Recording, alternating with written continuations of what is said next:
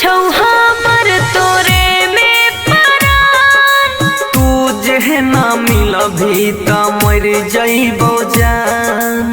बुझली गे सुन रे मजनुआ तू ऐसे न बोल। गे तोरा पई छै दिला बहा के राज ना खोल। मन घबरावै छै सुन हे रे जान। कुछ दिन खातिर हमर बात मान।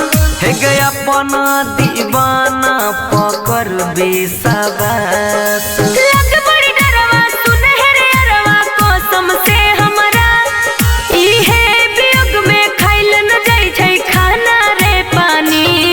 चलू भाग के कर लेबही कोट मैरेज गे रानी। चल भाग के कर लेबही कोट मैरेज गे रानी।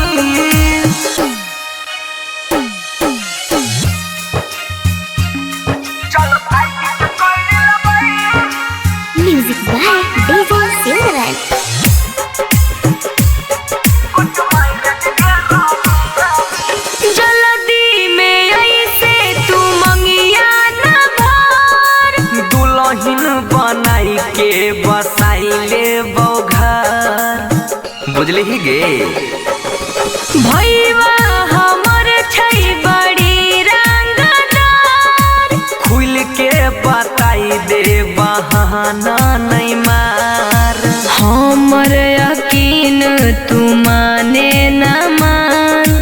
तोरा पका दे बहुजन कुरबान। हे गे बनी है न जानू तू बेईमान। सुनहर मनसी चिंतन कर भगवान पर छोड़ दही। रहतई अमर हमर तोहर ई प्यार के कहानी।